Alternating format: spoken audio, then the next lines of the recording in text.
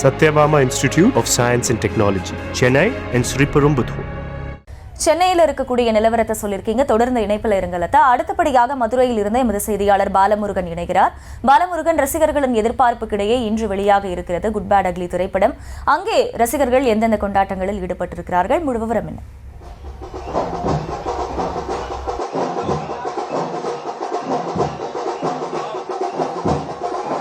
நிச்சயமாக தமிழ் சினிமாவில் தனக்கென ஒரு ரசிகர் பட்டாளத்தையே அஜித்குமார் வைத்திருக்கிறார். விடாமுயற்சி திரைப்படத்தை தொடர்ந்து இன்று குட் பேட் அக்லி திரைப்படம் உலகம் முழுவதும் வெளியாகிறது. இதை அவருடைய ரசிகர்கள் உற்சாகமாக கொண்டாடி வருகிறார்கள். ஆத்விக் ரவிச்சந்திரன் இயக்கத்தில் டிவி பிரகாஷ் இசையில் இன்று தமிழகம் முழுவதும் வெளியாகிறது. இந்த படத்தின் ட்ரெய்லர் டீசர் ரசிகர் மத்தியில் உற்சாகமாக வரவேற்பை பெற்றுள்ளதை முன்னிட்டு திரைப்படத்திற்கான ரிசர்வேஷன் புக்கிங்களும் ஆர்வமாக நடைபெற்று வருகிறது. இன்று திரைப்படத்தை கொண்டாட அஜித் ரசிகர்கள் திரையரங்கில் கட்டவிட்டு வைத்து கொண்டாட்டத்திற்கான பணிகளை மேற்கொண்டு வருகிறார்கள்.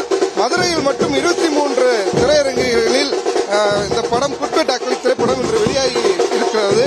மதுரையில் அஜித் திரைப்படம் வெளியாக உள்ள திரையரங்குகள் முழுவதும் இலக்கணர்கள் கட்டவுட்டுகள் வைத்து பால அபிஷேகம் வைத்தும் அஜித் ரசிகர்கள் நடனமாடி பட்டாசு வெடித்து உற்சாகமாக கொண்டாடி வருகிறார்கள். மேலும் திரையரங்கு முன்பு 100க்கும் மேற்பட்ட அஜித் ரசிகர்கள் இருசக்கர வாகனத்தில் திரையரங்கு முன்புள்ள சாலையில் பேரணியாக வந்து திரையரங்கு முன்பு வட்டமடித்தனர். மேலும் அஜித் ரசிகர்கள் இந்த படத்தை உற்சாகமாக நடனமாடியும் கட்டவுட்டுக்கு பாலாபிஷேகம் செய்தும் கொண்டாடி வருகிறார்கள்.